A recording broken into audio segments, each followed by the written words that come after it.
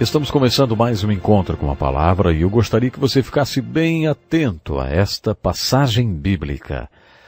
Logo em seguida, Jesus insistiu com os discípulos para que entrassem no barco e fossem adiante dele para o outro lado enquanto ele despedia a multidão. Tendo despedido a multidão, ao anoitecer, ele estava ali sozinho, mas o barco já estava a considerável distância da terra, fustigado pelas ondas porque o vento soprava contra ele. À alta madrugada, Jesus dirigiu-se a eles andando sobre o mar. Quando o viram andando sobre o mar, ficaram aterrorizados e disseram, "É um fantasma!" E gritaram de medo. Mas Jesus imediatamente lhes disse, "Coragem, sou eu, não tenham medo." "Senhor," disse Pedro, "se és tu, manda-me ir ao teu encontro por sobre as águas." "Venha," respondeu ele. Então Pedro saiu do barco, andou sobre as águas e foi na direção de Jesus. Mas quando reparou no vento, ficou com medo e, começando a afundar, gritou, "Senhor, salva-me!" Imediatamente Jesus estendeu a mão e o segurou e disse, "Homem de pequena fé, por que você duvidou?"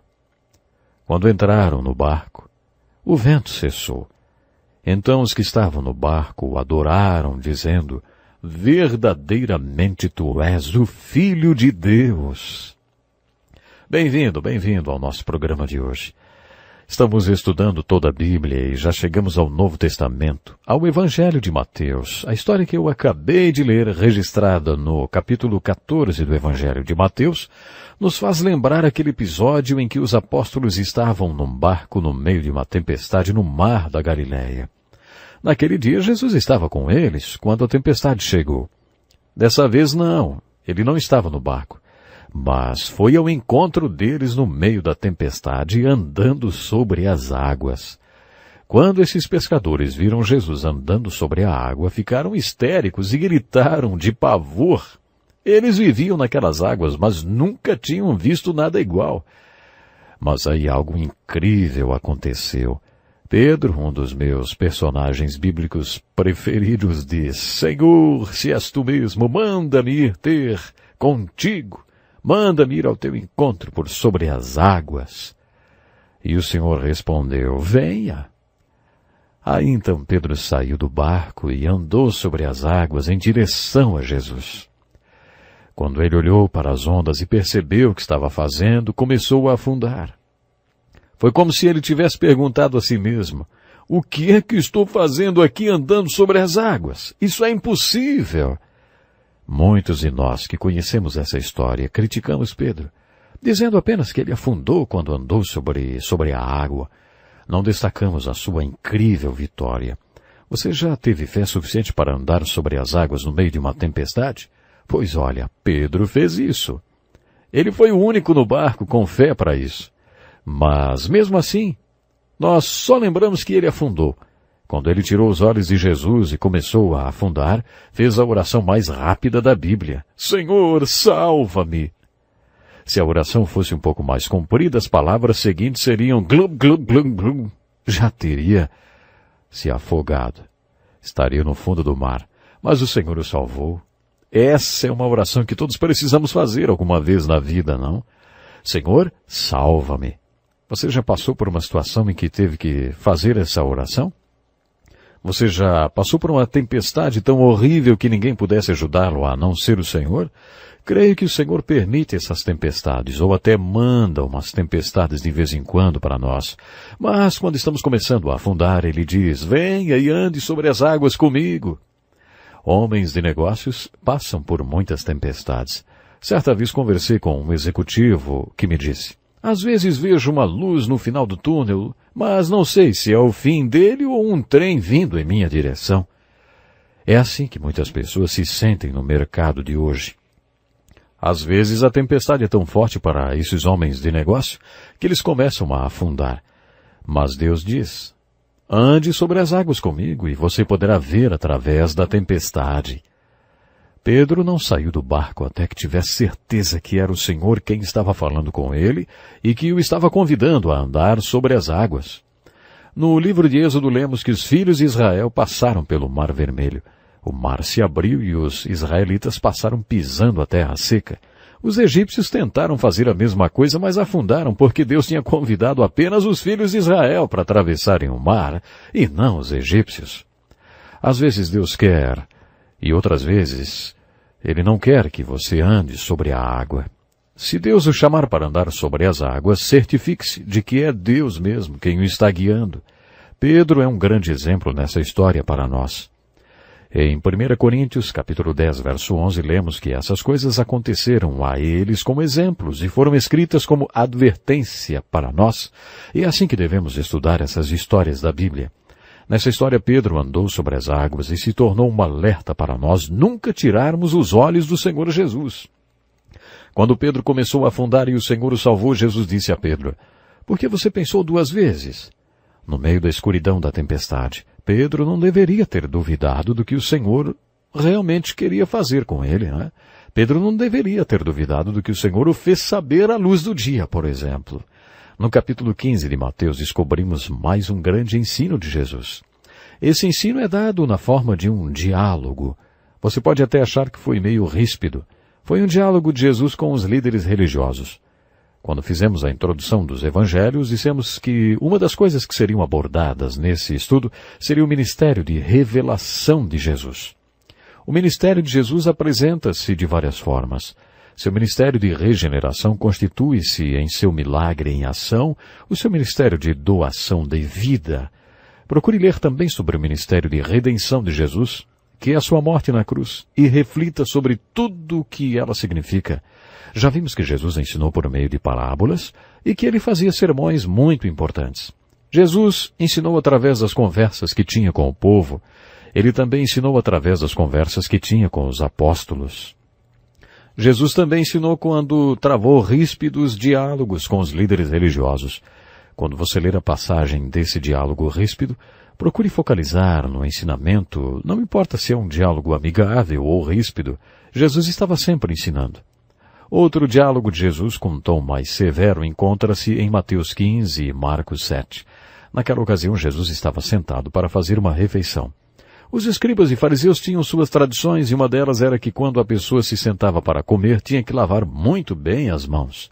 Isso não está escrito nas Escrituras, mas era mais uma de suas fortes tradições. Muito bem, Jesus se sentou para comer e não fez isso.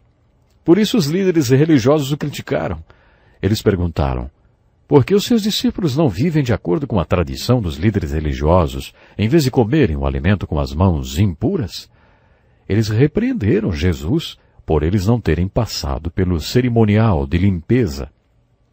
Jesus aproveitou a oportunidade para lhes dar uma boa lição. Ele disse: "Bem profetizou Isaías acerca de vocês, hipócritas, como está escrito: este povo me honra com os lábios, mas seu coração está longe de mim. Em vão me adoram. Seus ensinamentos não passam de regras ensinadas por homens. A única coisa com que eles se preocupavam era o exterior. Quando Deus nos criou, pegou um montinho de sujeira, soprou nele e o transformou em alma vivente. A partir daí o homem passou a ter 2 partes, a exterior e a interior. Essa parte exterior, esse potinho de barro, é várias vezes mencionado na Bíblia como vaso ou tenda. As Escrituras não dão muito valor à parte exterior do nosso ser e enfatizam que é a parte interior que faz o homem a imagem e semelhança de Deus, ou seja, sua alma vivente, que respira a vida que Deus soprou naquele montinho de sujeira, naquele montinho de barro. É isso que torna o homem a imagem e semelhança de Deus, porque Deus é um espírito. De acordo com as Escrituras, essa parte espiritual do homem, esse homem interior, é a parte importante dele. Jesus bateu de frente com esses líderes religiosos em várias ocasiões. No primeiro retiro espiritual, Jesus enfatizou bastante que as disciplinas espirituais ou a justiça que praticamos é uma atitude vertical e não horizontal.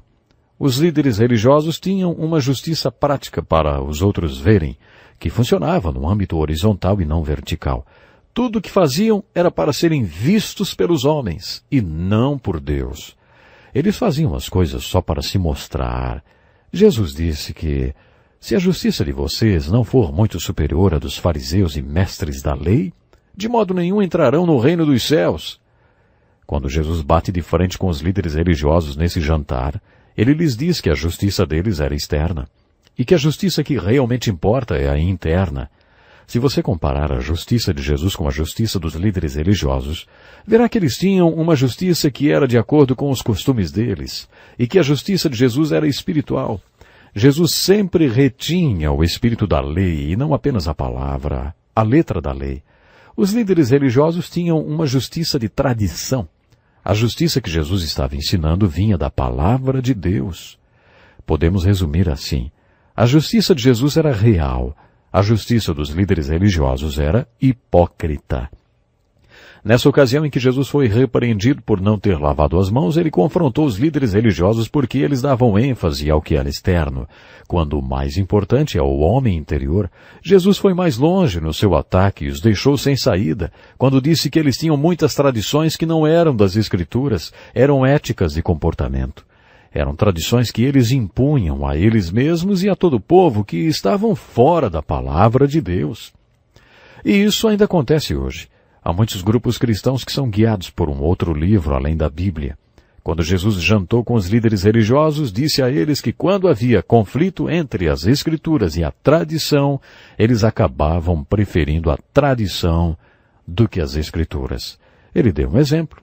A lei de Moisés diz: honra teu pai e tua mãe. Sabem o que isso significa? Entre outras coisas, significa que você deve tomar conta do seu pai e da sua mãe. Muitas pessoas hoje cometem o mesmo erro, supervalorizando a tradição em detrimento da verdade revelada por Deus na sua palavra.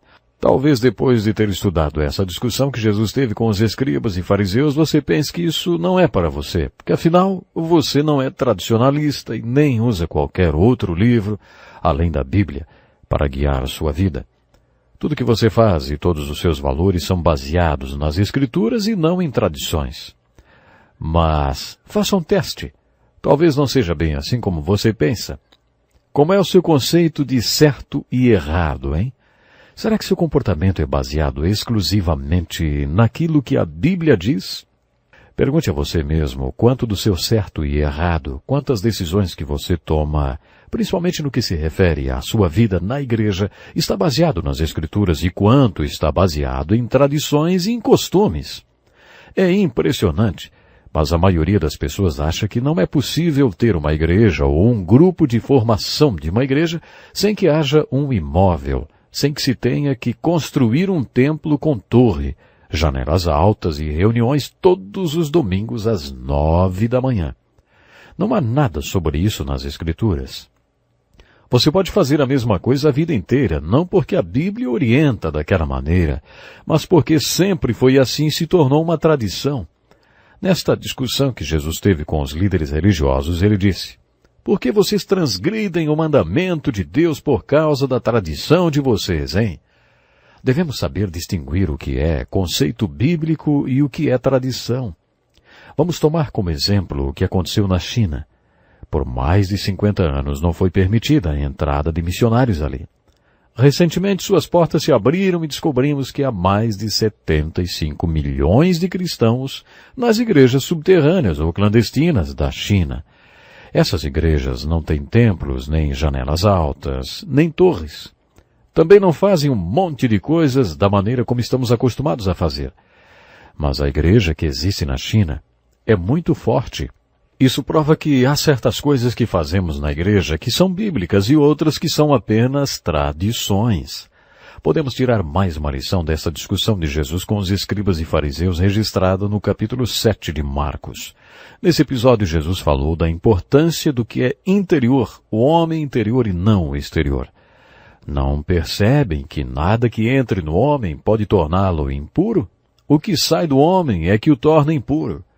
Os ensinos de Jesus são sempre muito importantes e profundos. Muitas pessoas acreditam que os problemas da nossa sociedade são uma questão de educação, de reformulação. Limpar as favelas, mudar o ambiente do homem para que seus problemas sejam resolvidos. Jesus disse que não. A questão é o que está no interior do homem que o faz responder às influências externas da maneira como responde. Podemos afirmar que a pobreza leva à formação de gangues, mas a pobreza também produziu homens como o antigo presidente dos Estados Unidos, Abraham Lincoln. A pobreza pode produzir um herói nacional ou um criminoso muito temido. A diferença está em como as pessoas respondem à pobreza. O problema não é a pobreza. Jesus ensinou sobre isso no final do Sermão da Montanha, quando nos falou sobre as tempestades da vida batendo sobre as duas casas. Uma das casas tinha um fundamento e a outra não. A casa que tinha fundamento representa o homem que ouve e obedece o ensino da palavra. A obediência ao ensino de Jesus é o fundamento que possibilita que a casa aguente firme as tempestades. Portanto, o fundamento da primeira casa descreve a maneira como o homem responde às tempestades da vida e a qualquer problema. O ambiente não é a questão. O problema é como o homem responde ao problema. Por que um responde de um jeito e o outro de outro? É isso que faz a diferença. Jesus nos ensinou muito quando explicou para os escribas e fariseus porque ele não passaria pela cerimônia de lavar as mãos antes do jantar. Anos atrás, 2 homens discutiam em Londres a questão do cristianismo e do comunismo. O comunista apontou para um homem sentado na calçada e gritou: "O comunismo pode dar uma roupa nova para esse homem." O cristão apontou para o mesmo homem e disse: "O cristianismo pode colocar um novo homem dentro daquela roupa." Essa é a diferença e a verdade que Jesus estava ensinando no capítulo 7 de Marcos. Jesus estava ensinando que a solução que ele veio implantar vem de dentro para fora, e não de fora para dentro. Caminhando no estudo desses evangelhos, encontramos outro ensinamento importante de Jesus. Dessa vez o diálogo ocorreu entre Jesus, Pedro e os outros apóstolos. Um dia Jesus perguntou aos apóstolos: "Quem os outros dizem que o Filho do Homem é?" Eles responderam: "Alguns dizem que é João Batista, outros Elias, e ainda outros Jeremias, ou um dos profetas." Então Jesus perguntou: "Quem vocês dizem que eu sou?" Pedro diz: "Tu és o Cristo, Filho do Deus vivo." Jesus então diz para Pedro: "Feliz é você, Simão, filho de Jonas, porque isto não lhe foi revelado por carne ou sangue, mas por meu Pai que está nos céus." E Jesus acrescentou: "Você é Pedro, e sobre esta pedra edificarei a minha igreja, e as portas do Hades não poderão vencê-la." Essa é uma passagem muito importante, antes de tudo porque é uma confissão de quem Jesus é. Em todo o Evangelho vemos que as pessoas perguntavam: "Quem é esse homem?" Quando Jesus acalmou a tempestade, os discípulos perguntaram: "Quem é este homem?" Eles não perguntaram se Jesus era quem dizia ser.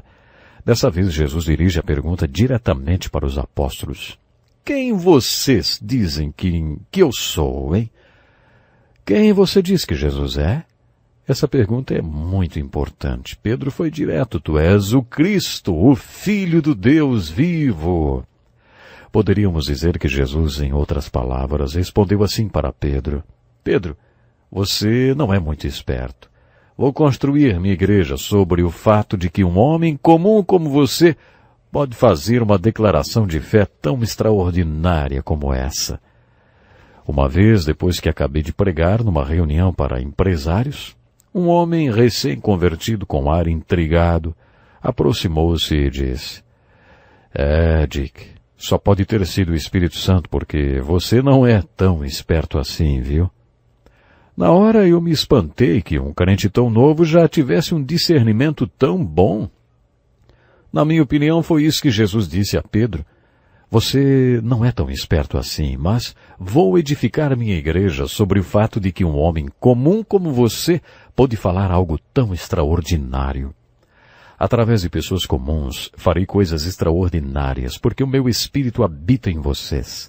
Essa é a essência da minha igreja, e as portas do inferno não prevalecerão contra ela."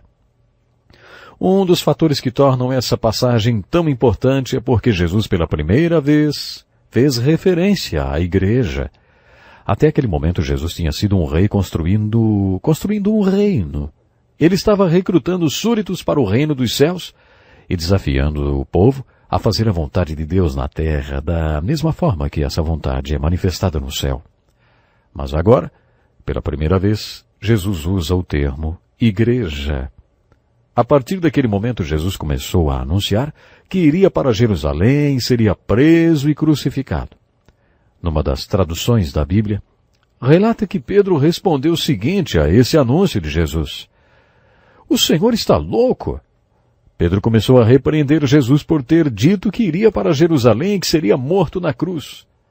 Aí uma coisa impressionante acontece. Jesus diz para Pedro, a quem tinha acabado de elogiar por causa de seu discernimento espiritual. Jesus diz: "Para trás de mim, Satanás!" Jesus nem o chama de Pedro ou Simão. É interessante notar que quando esse homem dizia ou fazia alguma coisa certa, Jesus o chamava de Pedro. Quando ele fazia alguma coisa errada, Jesus o chamava de Simão. Mas dessa vez Jesus o chamou de Satanás. "Para trás de mim, Satanás! Você é uma pedra de tropeço para mim, e não pensa nas coisas de Deus, mas nas dos homens."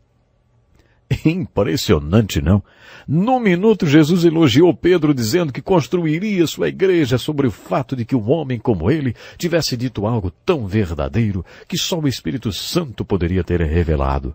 No minuto seguinte, Jesus o chama de Satanás e diz que ele estava impedindo a obra de Deus. Qual é a aplicação desse diálogo entre Jesus e Pedro? O fato impressionante de que temos em nós, Igreja de Jesus, dois potenciais. Temos o potencial de sermos pessoas comuns através das quais o Espírito Santo faz coisas extraordinárias, podendo ser veículos através dos quais a vontade de Deus é manifestada na terra, da mesma forma que é manifestada no céu, e como o Espírito Santo está em nós, trabalhando através de nós, as portas do inferno não podem prevalecer contra nós, a Igreja de Jesus Cristo. Mas este episódio também serve como alerta, porque temos em nós outro potencial. Você acredita que Satanás pode usar você? Você acha que Satanás possa me usar? As Escrituras afirmam em Apocalipse 12:10 que Satanás é um acusador dos nossos irmãos. Você já acusou algum irmão? A Bíblia também diz que um dia Satanás, o acusador dos irmãos, será vencido e o reino de Deus será manifestado com grande poder, porque Satanás, o acusador dos irmãos, terá sido vencido. Quem Satanás usa para acusar os irmãos? Ele usa irmãos para acusar outros irmãos. Você já parou para pensar que pode ser usado como instrumento de Satanás? Temos em nós o potencial para sermos instrumentos de fala de Deus ou de Satanás. Vamos escolher sermos sempre um instrumento usado por Deus e para Deus. Pense nisso. Que lição importantíssima! Este é um estudo escrito pelo Dr. Dick Woodward, na voz do pastor Edson Bruno. Até o nosso próximo encontro com a palavra.